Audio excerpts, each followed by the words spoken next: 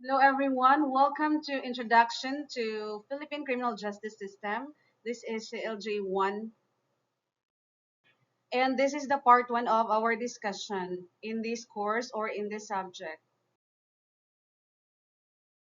Okay, so let's define criminal justice system. Before we are going to discuss the pillars of our CGS, now let's define what is criminal justice system. Ano nga ba si criminal justice system? Okay, criminal justice system is as the machinery established by government to deal with the problem of crime and criminality. Okay, so the machinery which the society uses in the prevention of crimes or in the control of crimes. So kung nakikita nyo, highlight natin dyan yung machinery. So si criminal, si CGS daw para siyang machinery. So parang machine. Bakit parang machine si CGS? 'Di ba yung machine may mga different parts 'yan, no? Now, yung mga different parts na 'yan, kung ihahalin tulad natin siya sa pillars ng ating CGS, which is ano ba yung mga pillars ng ating CGS? We have law enforcement or the police, the prosecution, the court, the correction, and the community. So kung ihahalin tulad natin ito sa mga pillars o tinatawag nating haligi no ng ating justice system, yun yung law enforcement, yun yung mga sinabi ko a while ago, no? Now, yung mga parts na yan, yung law enforcement, no, parang parts yan ng machine, no? They are working together to solve the problem.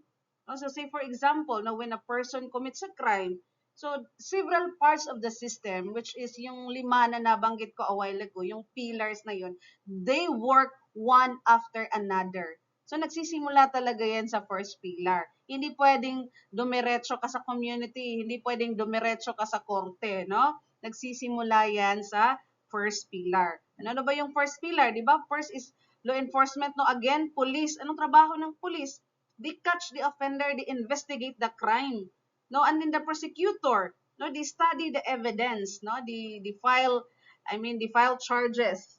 Okay, sila, di ba sila yung mag-aano ng complaint? Information.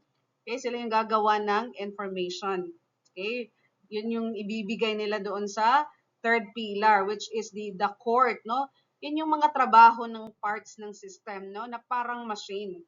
Okay, so the court naman, they decide, no? The what's this? The decision, or the adjudication, no, the judgment is in the court. It lies in the court. If the person is guilty, siya talaga yung salarin, no, or innocent.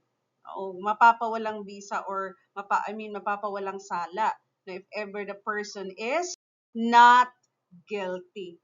Okay, yung correction naman, okay, that is part din yan ng ating system which is they rehabilitate the offender, no, sa jail. Okay, they punish, they rehabilitate the offender. And then the last pillar is the community programs, no? The community tayo, no, they help the offenders return to society para magbagong buhay, no? Tayo ang tatanggap sa kanila. Okay, no, parang machine lang, no? Lahat ng yan, may mga different function, lahat ng yan nagwo-work, no, specifically in order. Okay, the criminal justice system meron yang connected na mga procedure that must work smoothly para lang the purpose is to prevent, to control, to stop the crime. Now, what will happen, no, if one part, parang system nga if one part yun fails, okay, the whole system is affected, no? Parang machine lang din na nag-break down. Okay, so dapat lahat ng part ng ating ng pillars ng justice system is working together. Okay? So again, the justice system not just that it is an orderly progression. It takes the orderly progression of events from the time a person is being arrested. 'Di ba? That's the first step. Okay, how can you acquire jurisdiction over the person? I-arresto mo na, 'di ba? Or taken out to the community. Okay, to be investigated. O, lahat ng yung pillars na yon, you prosecuted, sentenced, and punished, and eventually returned to the community.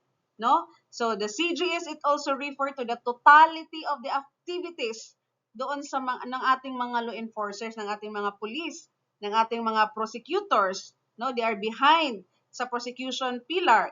Yung mga judges natin, yung mga correction personnel, no? As well as those of the mobilized community in crime prevention and control. Okay? Okay, next. Ano ba yung goal ng ating justice system? Ano ba yung goal? What is the aim, the purpose? Ano ba yung goal? Kung sa Bisaya pa, sa may tuyo ug tumong no ng ating CGS, ating criminal justice system. Okay, first is prevention of crime. Ito talaga, prevention to stop crime. No, actually ano talaga as long as humanity continue to exist in this world, there is always a crime. But at least, no, malesser, no, prevention of crime. So meaning to stop crimes from happening, no, by applying the law, no, by doing security measures. Yan yung ginagawa ng isang pillar ng CGS, ng police, ng law enforcement, diba? They are conducting or making some measures like conducting patrolling or police visibility, yung mga area na kung saan talamak yung krimen, no, nandoon sila. Okay, and then aside from that, okay, meron silang ginagawang mga awareness programs, 'di ba? Pumupunta pa nga yung sila sa mga bara-barangay, no? Okay, so that is one of the goal of our justice system, prevention of crime. Okay, the other one is protect member of society against crime. Siyempre, para saan yung pagtatrabaho nila? To keep us, no, to keep the people from what? Okay, from criminals, no, from dangerous situation. Okay, and then to maintain peace and order. So to make sure na tayo na mga mamamayan, okay, as part of the community, as part of the society, okay, we will be remain safe. Okay, and then suppression of criminality to reduce crime. O paano ma-reduce ng crime? Siyempre, kailangan arestuhin, kailangan may managot, kailangan may makulong, no? Okay, and taking actions against illegal activities. And review the legality of existing rules and regulation.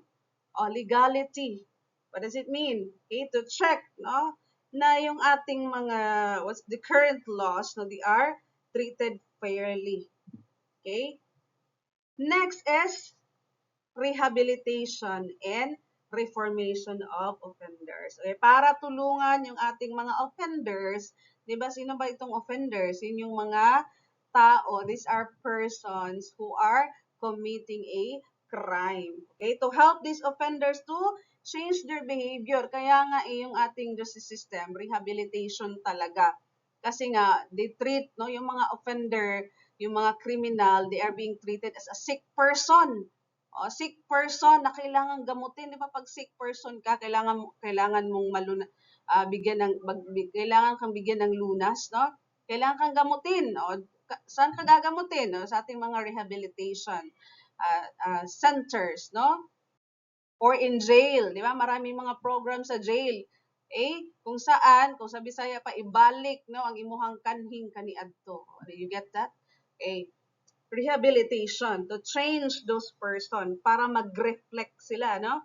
Okay, through merong mga guidance, mga counseling sa loob ng education and different programs para paglabas mo sa kulungan, magiging law-abiding citizen ka na. Para you will become a better individuals, no? Meron nga sinasabi no na the last pillar, the correction is the weakest no, among the pillars because of its failure to rehabilitate criminal. Okay? Anyway, okay, let's proceed to the people involved in the system. Sino-sino ba yung involved sa ng ating criminal justice system? Okay, first, the accused. Ay, sino ba si accused? Accused is they are the itong tatlo na to, they are the star of our justice system. Okay, unang-una si accused. Sino ba si accused? The most, it is being said that the accused is the most pampered party in a criminal case. Bakit the most pampered? Bakit masyado naman atang inaalagaan si accused? Because they are given no, the most protection. Kaya tinatawag siyang the most pampered. Okay? Kasi they are given the most protection. Diba? Maraming mga rights of the accused. You have the right to a lawyer. Kung hindi mo afford, the government will give you one. The right to remain silent, the presumption of innocence. You cannot be called a criminal. No? If there's no final judgment that you're really the one who commit that crime, that specific crime, no? You are innocent, you are presumed innocent until the contrary is proved beyond reasonable doubt. Diba? Okay, that's the, yan, kaya marami siyang rights, kaya tatawag sa kanya is the most pampered party in a criminal case. Okay, the other one is the victim, no? The victim or the complainant. O, sinasabi din itong victim or the complainant, the one who is complaining, okay, the forgotten party in a criminal case. O, forgotten daw. Bakit forgotten? Bakit tinatawag silang forgotten? Because the focus of the trial is sa accused talaga, no? Is often on the rights of the accused, no? Not on the victim feelings or needs. Eh, bakit naman ganun? Para masiguro na they are treated fairly. No? Para masiguro na yung accused, they are treated fairly. They are assumed innocent ka eh. What if hindi naman talaga sila yung gumawa, no? Eh, para merong due process. Okay? Next is people of the Philippines. So, ito na yung pangatlong star. The people of the Philippines. Sino yung people of the Philippines? Tayo. Aba, meron tayo. Kasali pala tayo, no? The people of the Philippines. Okay? It is the actual offended party. Okay? The people of the Philippines. Diba, according to Article 100, no? If the person is criminally liable, he is also civilly liable. Aba, may pananagutan din siya kasi nga yung una niyang na-offend is yung state, no? It is the people of the Philippines versus Juan de la Cruz. Alright? Okay, now let's proceed now to the pillars of the criminal justice system. From the word pillar, ibig sabihin nito, haligi. No, haligi. Siya yung nagsisilbing foundation. Di ba yung haligi yung nagsisilbing foundation para tumayo or maging matibay yung bahay? No, para, sino ba yung bahay dito? Yung si criminal justice system. Criminal justice system, siya yung bahay. Kabuuang bahay na, no? Okay, so ano ba yung pillars ng ating criminal justice system? Okay, now in the US, meron lang silang tatlong pillar, no? The law enforcement, the court, and the correction. Meron tayong 5 pillars, no? The law enforcement, prosecution, court, correction, and community. So, anong wala? The prosecution and community. Wala silang prosecution and community. Okay? So, ano naman ang tawag sa offender? Okay, kung sa law enforcement pa siya, ano man natin yung 5 pillars, the law enforcement, prosecution, the court, and correction. Okay, yung offender, no, pag sa law enforcement, suspect pa lang siya. Okay, suspect pa lang. The person is being alleged. Okay, alleged pa lang kasi wala pa namang probable cause, no? Hindi pa napatunayan talaga. Suspect pa lang siya. Pag sinabing suspect, no? Hindi talaga siya yung gumawa or posible, no? Posible na hindi siya, posible din na siya. Aba, meron tayong tinatawag na due process of law that is being stipulated in the Bill of Rights, Article 3 of the 1987 Philippine Constitution, di ba? Okay. So, next is, sa prosecution, respondent na yung tawag, no? Okay, and then sa court, ang tawag na sa kanya is accused na. Okay, the person is being accused na, siya ay inakusahan sa salang o pagpatay. Say for example, he is being accused na kasi nga meron ng probable cause. Okay? Pero ngayon, the Rule 112 is being amended, no? So, meron ng prima facie evidence. Okay? Prima facie evidence na. Okay? And then, correct appellant or petitioner. Depende kung mag-petition or mag-appeal, no? And then in the correction, okay, he is now being treated as the convict. Or you're being convicted na, matatawag ka na criminal. Kasi there is final judgment na, di ba? You You cannot brand a person a criminal if there is no final judgment. Okay, and the community, it could be pardone, parole, probationer, or the client. All right? Okay, these are the stages of criminal action in the Philippine courts. Una, preparing for a case. Okay, sino mag-prepare? The first pillar. Okay, and then, magsasabit ng complaint, no? Yung first pillar, dadalhin sa prosecution. Yung prosecution naman, magsasagawa sila ng preliminary investigation. Ano titingnan na doon? Prima facie evidence, no? Certainty of action. And then, uh, after that one, magpa-file ng information. Information, dadalhin siya sa court. Okay? Pag meron na silang nakita na prima facie evidence, okay, based on the certainty of action. And then, after, mag-arraign na. Arraignment na. And then, pre-trial, stipulating of facts. For example, no? Okay, and then trial proper. Diyan na, we're in both parties. We're going to, what's this? Both parties are being presented in court to show their evidences, no? And diyan mangyayari yung mga examinations, no, of both parties. Okay? And then, judgment. Okay, judgment for both parties, no? If the accused is guilty, then therefore he will be sentenced, no? He'll be given sentence. Okay? And then, syempre, the judgment will become final and executory after 15 days. So, pwede ba siyang mag-apila? Okay, so for example, si Juan de la Cruz, I found guilty of the crime of rape. Okay, reclusion perpetua yan. So, meron pa siyang 15 days, any crime, no? Meron pa siyang 15 days na mag-apila. So, hindi pa yun final and executory. So, this is the whole process. Okay, maliban na lang, malos yung kanyang right to appeal kung tataka siya, no? Okay? And then, after that one, 15 days, kung walang nag-appeal, okay, the execution, okay? You will going to serve or the criminal na dayon, okay? You will going to serve the his sentence. You will going to start his sentence, serving his sentence in the jail, okay, or in the prison, okay? So now let's talk now about the pillars of our CJS. Okay, we have the law enforcement as our first pillar.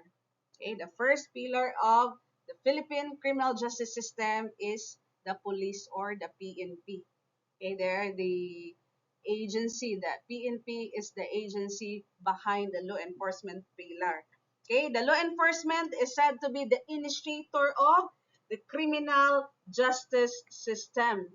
Okay, meaning to say, pag sinabi nating initiator, okay, they are the starting point. They're the starting point of the justice process, no? Because they are the one who respond to crime.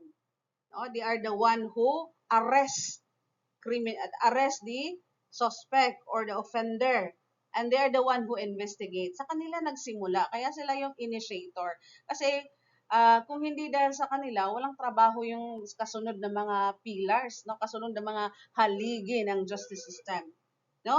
Okay, the primary goal of this pillar is crime prevention. No? Pag sinabi natin crime prevention, yan yung function na yung job niya, pinakaunang job, no?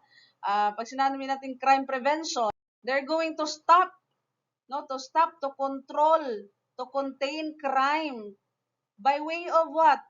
By way of yung mga marami silang measures na ini-implement. Isa na dyan is yung by conducting patrol, no?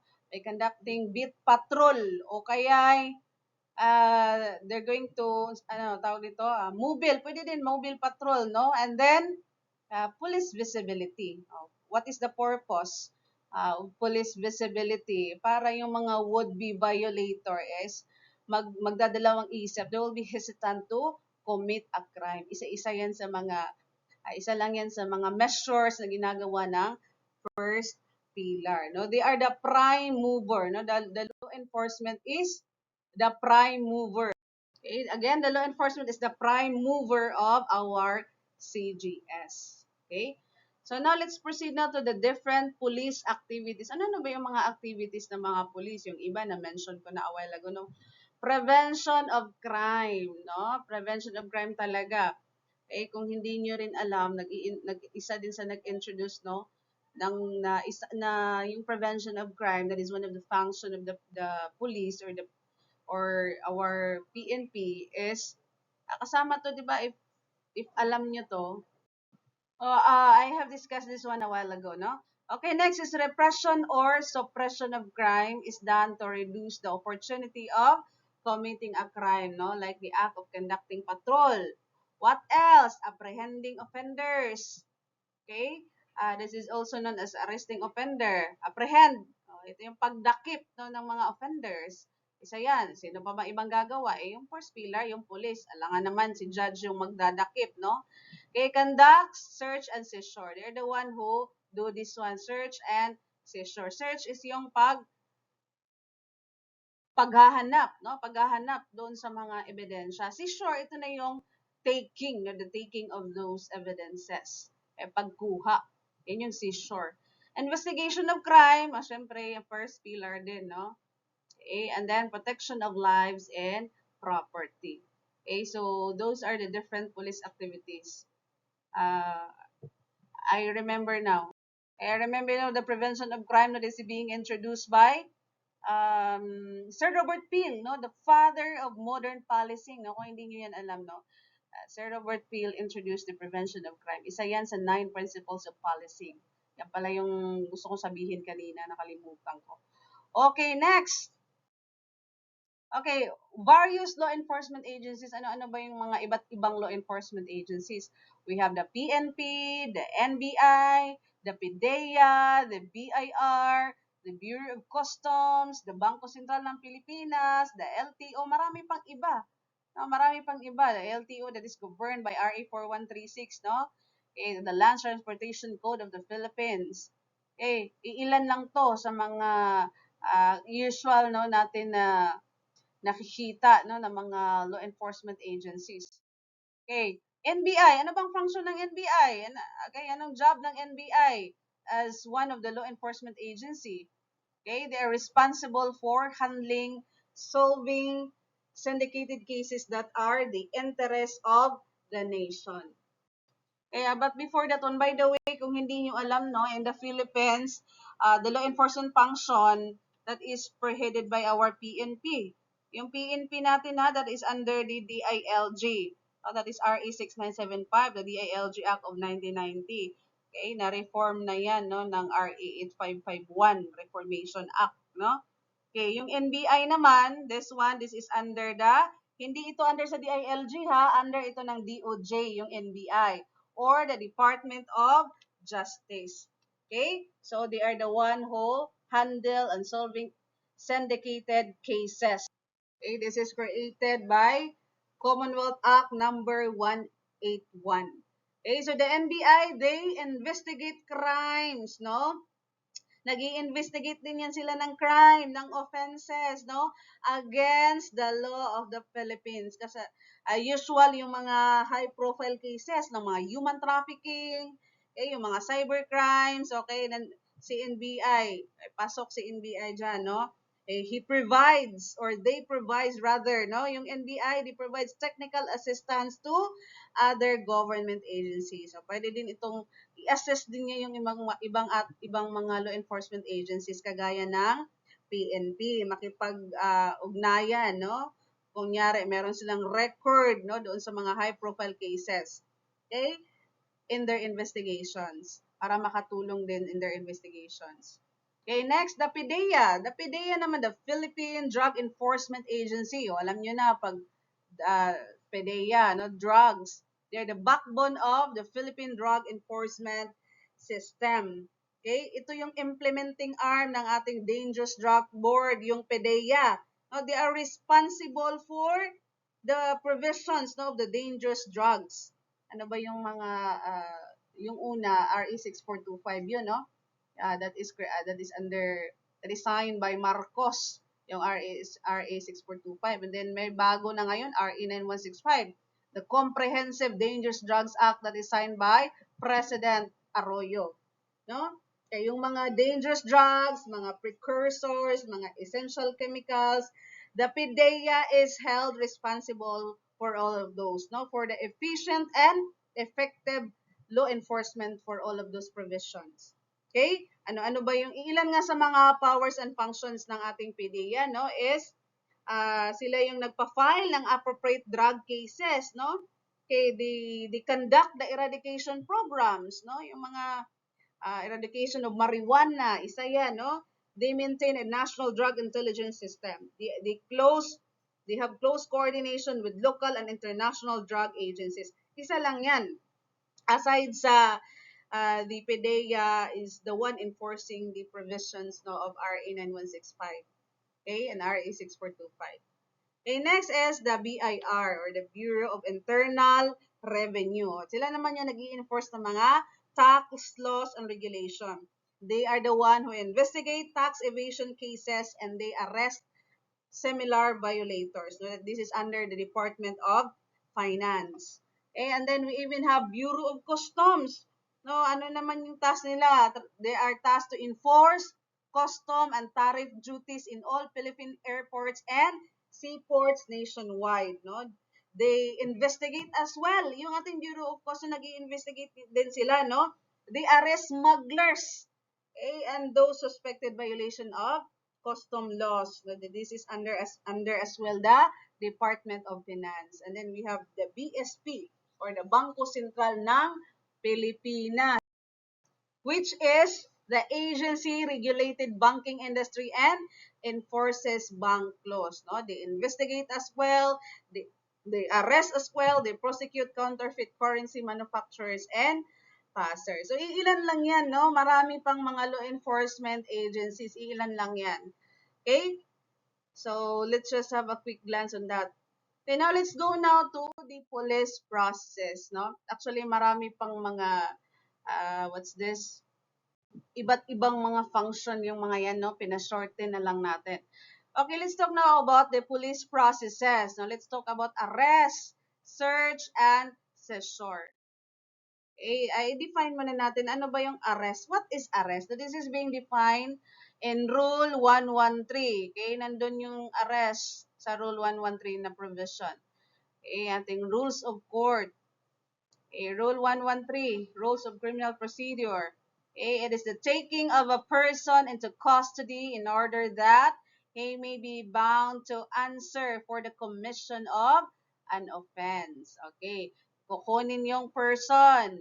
Saan? Dadalhin sa custody para panagutan, no, yung kanyang krimen na ginawa, no? Okay, for the commission of an offense. So that's the purpose why he is being taken into court or into custody. Okay? So, aside from that, syempre, bago ka mag-arrest, meron yung mga procedures and all of that are governed by the rules of criminal procedure. Meron yung tamang pag-aresto kasi pag may nalabag ka doon, during the arrest, okay, you are using violence, okay? Yung mga hindi naman siya kailangan ng mga force, pwedeng maging liable ka pa, no? Okay? Pwedeng mapawalang sala. Okay? So the term is Anglo-Norman in the region and is related to French word arrêt, no? Meaning to stop. Okay, now, let's talk about manner of conducting arrest. So, paano ba ginagawa yung pag-aresto sa isang suspect or sa isang offender kaya? Okay, it is made by actual restraint. Okay, actual talaga na arestuhin mo. Okay, of a person or pwede ring siya mismo mag-surrender, no? He were going to submit himself to the custody of the person making an arrest. Okay, sir, hindi nyo na ako kailangan pusasan. Okay, kusa na lang akong sasama, no? Okay, so it could be like that, no? As to the manner of conducting arrest. Okay, hindi laging may dahas, no? Okay, hindi laging sapilitan. Okay, you take note ha, no violation or unnecessary force shall be used in making an arrest. Ito yung sinasabi ko a while ago. Okay? So the person arrested shall not be subject to a greater restraint, no, is necessary than is necessary for his detention. Okay? So ano ba yung purpose? What is the purpose why a person is arrested? Bakit kailangang arestuin yan? Okay, for making him answer of the commission of the offense, para panagutan niya yung kanyang ginawa. Okay? Ginawa na ginawang hindi tama. Okay, who are those person who may not be arrested? Meron ba? Meron ba yung kahit gumawa sila ng krimen, ng offense, hindi sila pwedeng arestuhin? Meron ba? Yes, of course. Okay. Under Article 6 of the Philippine Constitution, no, 1987 Constitution, okay, members of a Congress, a senator, or of the House of Representatives shall, and an offense and punishable by not more than, ito ha, tandaan nyo yung not more than. Pwede pag yung offense is punishable by not more than 6 years. Okay, not more than 6 years ha, tandaan nyo yan. Okay, imprisonment may privilege from arrest while the Congress is in session. Okay, those person may not be arrested. Okay, aside sa Congress, meron pa yan yung mga sino-sino yung mga immune sa arrest, no? Those are properly be tackled, no, in the other subject, no? Lalong-lalo na yung sa criminal procedure. Okay, now, what is warrant of arrest? We talked a while ago about, we defined rather a while ago arrest. Ano naman yung warrant of arrest? Ano ba yan? Kailangan ba yan? Warrant of arrest? Okay, warrant of arrest is an order in writing. Okay, this is an order in writing issued in the name of the people of the Philippines, signed by the judge. Sinong nag-sign? Si judge. And directed to peace officer. Sino yung peace officer? Si police. Commanding that police to arrest a person or person stated therein. Stated doon sa arrest warrant, no, and delivered them before the court. Yan yung warrant of arrest. Dapat dala-dala yan. Pwede rin namang hindi, no? Okay. So, the requisite of a valid warrant of arrest, ano ba yung requisite para masabi natin valid ba yung warrant mo na yan? Baka naman invalid yan. You cannot arrest me if that is an invalid warrant of arrest, no? It shall be issued upon probable cause, no? Isa yan, no? It shall be issued upon probable cause. Ano ba yung ibig sabihin ng probable cause? This is a reasonable belief, no, that a crime has been committed, no, and the respondent shall be probably guilty thereof. Posible na yung respondent is guilty. O, posible nga kaya ka nga inaaresto. There is probable cause, no? It does not require full proof, only enough facts and evidence, no, to make a reasonable person, no, that a crime probably happened. Okay, and then the probable cause is determined. Hindi kahit na sino ha, si judge lang. Upon examination under oath or affirmation of the complainant and the witnesses he may produce. Okay, and then the other one is particularly describing the person to be arrested. Dapat naka-describe doon kung sino yung aarestuhin, no? Okay, now, kailan ba? Kailan pwedeng mag-aresto? Namimili ba ng araw yung pag-aresto? Monday to Friday lang ba? Or hindi pa pwedeng arestuhin ng weekend? Ay, hindi ba pwedeng arestuhin paggabi? What do you think? Okay, Section 6, no, of the Rules of Criminal Procedure. Okay, as to the time of making an arrest. Kailan?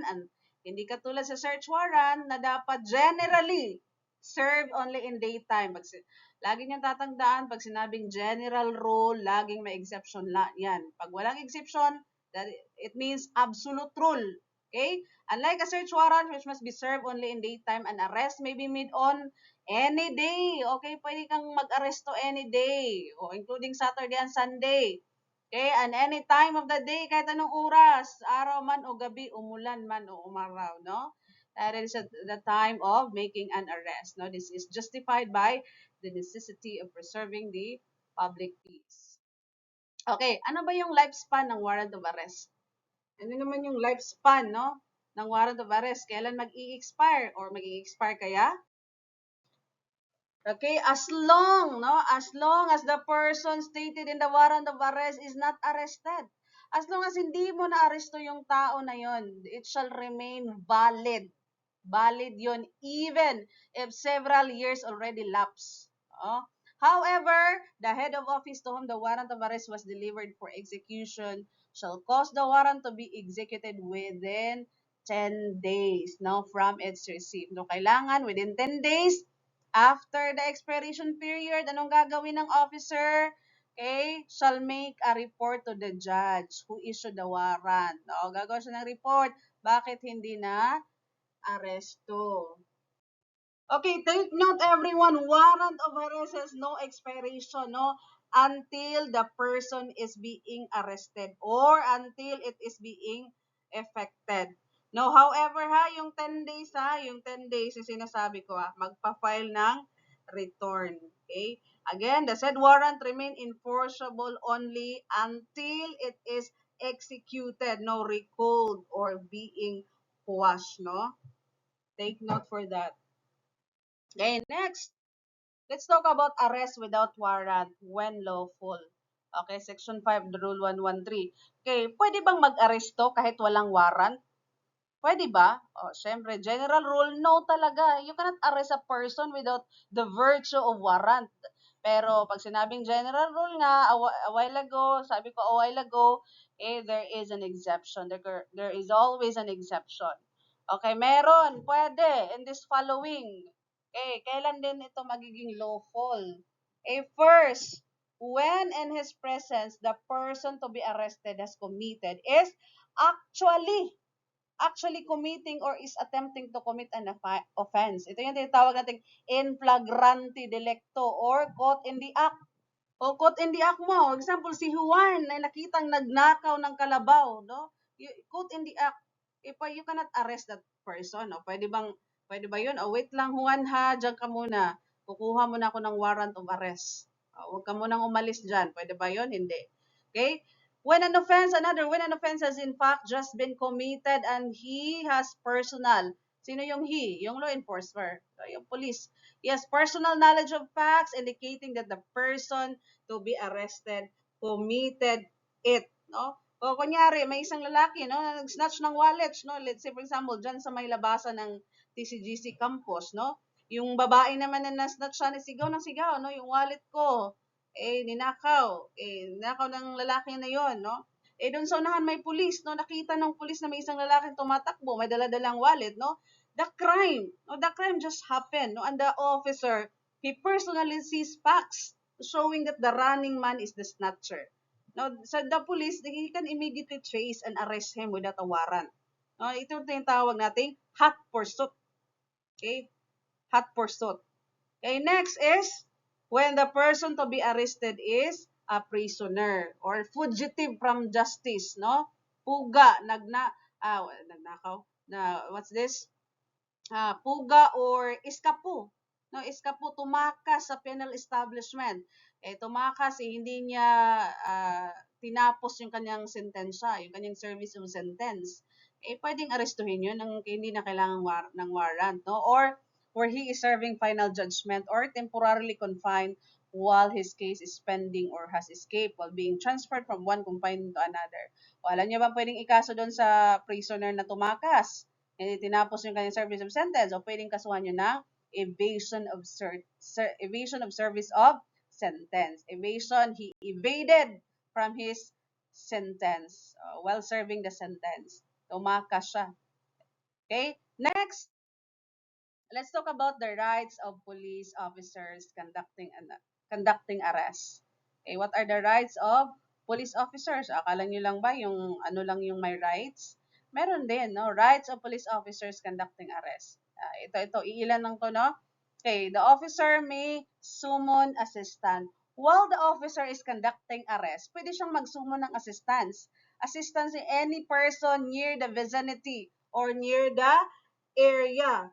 An officer making a lawful arrest may orally summon as many person hanggat sa kailangan niya para lang maisagawa niya yung kanyang arrest, no?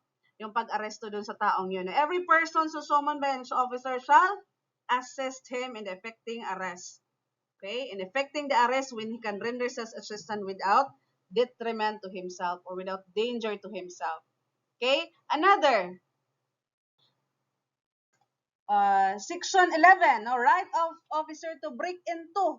Yung isa, sa Section 11, break into. Yung ano naman, yung Section 12, break out. Okay? To liberate himself. Okay? Pag sinabing break into building or inclusion, pwede siyang pumasok. Pwedeng pumasok si police if he is refused admittance. Oh, he is refused admittance there too. Pagkatapos niya sinabi, I am a police officer. Okay. After announcing his authority and purpose, despite the fact he is being refused admittance, hindi siya pinapasok, okay, the officer can now have the right to break into the building. Okay, break out naman, break out whenever an officer nakapasok na siya sa building or sa enclosure, he may break out therefrom pag kailangan para to liberate himself. Okay? And then, the other one is right of attorney or relative to visit person arrested. Okay? Any member of the Philippine. Okay, next, the search and seizure. Okay, let's proceed na to the search and seizure pala. Okay, to shorten our discussion, no? Okay, search and seizure. Let's basically differentiate search and seizure. Pag sinabing search, the act of looking into. May hinahanap ka carefully in order to find some concealed. Okay, some concealed items. Some discrete items. And seizure, ito yung pagkuha. No? That's to take into custody of something. Okay? Now, power to conduct search. Okay, as a general rule, kailangan talagang may warrant before search, no? Kailangan talaga, that's a general rule. May exemption ulit, no? Validity of warrant is 10 days from its date. Okay? So, now let's proceed now to the methods of search. Okay. Paano ba? Yung methods of search, right? Section 7, okay, right to break door or window to effect search, no? The officer, again, if he refused admittance to the place that is being directed after giving notice of his purpose and authority, pwede siyang pumasok, no? May break open or any outer or inner door or window of a house or any part of the house or anything therein para ma-execute yung warrant or to liberate himself or any person lawfully aiding him when unlawfully detained therein, no? And then, Section 8, search of house, room, or premise to be made in presence of two witnesses. Okay. Hindi pwedeng mag-search si police, no? Sa house, sa room, okay? Except, hindi siya pwedeng mag-search, general rule, no? Hindi siya pwedeng mag-search talaga kung wala ang tinatawag na two-witness rule. O, papasok dito si two-witness rule. Dapat nandun yung may-ari ng bahay, no? Ay, yung talagang may-ari ng bahay. Pag if ever wala yun, pwedeng any, what's this, or any person no, who reside in the same locality. Same locality ha, ay doon din nakatiran. Okay? And then, any member of the family, no? Or in the absence of the family, papasok na yung residents ng same locality. Yan yung two-witness rule. Kasi, pag wala yon kahit na meron ka namang valid na search warrant, hindi ka pwedeng mag-search. Pwede kang kasuhan dyan. Pwede yung police, pwedeng kasuhan nyo ng searching of domicile without witness. So, kaya hindi mo pwedeng maipagmayabang ng isang police na meron akong search warrant. I have the right to everything. No. Okay, kahit na walang tao dito, basta police ako, papasok ako, no. Hindi ganyan, no? Pwede siyang kasuhan ng searching domicile without witness. Okay, as a rule, Rule 126, search and seizure, it is being defined as an order in writing issued in the name of the people of the Philippines, signed by the judge, and directed to his officer commanding him to search for personal property described Again, kung ano lang yung nakalagay doon sa search warrant, yun lang din yung susundin mo.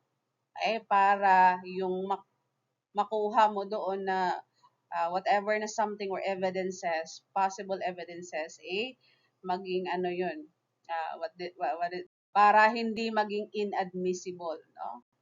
Para hindi maging inadmissible. Okay. So the elements of search warrant, okay, it is an order in writing signed by the judge again, no? Commanding a peace officer to search personal property. All right? Okay, bring the property before the court. Okay, ano ba yung warrantless search? Pwede ba? Kung merong, what's this, you can arrest a person without warrant, warrantless arrest, meron ding warrantless search. Pwede bang mag-search ka ng walang warrant? General rule, hindi talaga pwede. Pero pag sinabi nga general rule, may exemption. Merong warrantless search.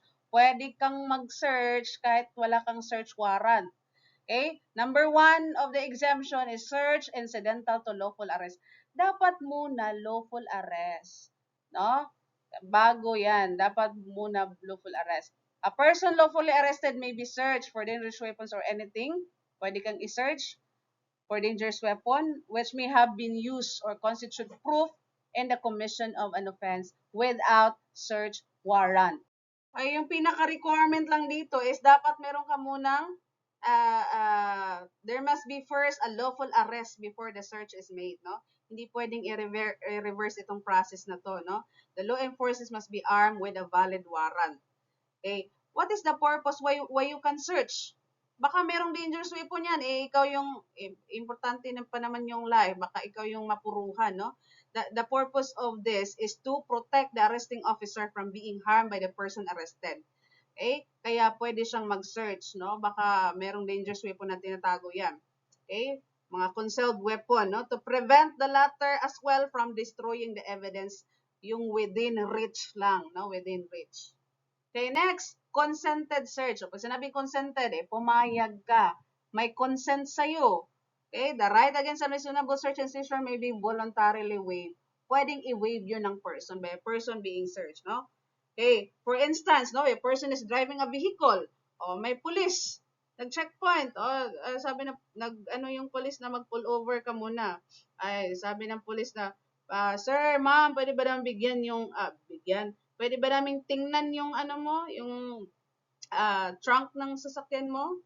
Or let's say for example, o sa mga motor U-box kaya? O kung sa likod ng sasakyan, pwede ba? Ay, pag nag-oo ka naman, ma'am, pwede ba i-open mo na imuhang kuan, ma'am? Pwede ba mo tanaw ana imuhang U-box, no? Or pag ikaw ay nag-yes ka naman, ibig sabihin you are giving your consent. So that action will be considered as valid consensual search. If you open the trunks and then you said yes, no, you waived your right. Okay. Next is plain view doctrine. No? Illegal things at size may be seized even without a warrant. Plain view doctrine. Kahit na wala kang search warrant, pwede mong i-search or pwede mong i-seize na even walang warrant. There are illegal things at sight. Provided that the things must be readily seen. Pag sinabing readily seen, nandyan na yan without making any effort of locating it. No? Okay, so this plain view doctrine, it permits the warrantless seizure of items, no, if the items are discovered inadvertently, no, without plan, no, and are immediately apparent as evidence, no, meaning open to the eye and hand, no. Okay, so pwede yan. Okay, kung ano yung nandyan na. And then custom search. Okay, the person exercising police authority under the custom laws, pwede silang mag-search. They may effect search and seizure without a warrant in the enforcement of the custom laws. And then yung search conducted by security guard, yung papasok ka sa mall. Okay, pwede bang sabihin mo doon, no, I have the right, you cannot search kasi wala kang warrant guard. Pwede ba yun? Hindi pwede yun. Security guard, okay, and then, that is not public, no? That is private yung pinasukan mo. Kung pumunta ka sa Robinson or kahit anong commercial establishment. Okay, hindi pwede 'yun, no? Kung ayaw mong i-search ka, ayaw mong i-search ka ng guard, huwag kang pumasok, no? Sir, and then search in moving vehicles or checkpoint. Okay, under search in moving vehicle, especially in checkpoint, so pwede yun, yung moving vehicles may be searched provided that it is limited only to visual search. No? Visual search lang. Or whenever the moving vehicle is the object of the search. Okay, so bakit pwede yun? Kahit walang search warrant.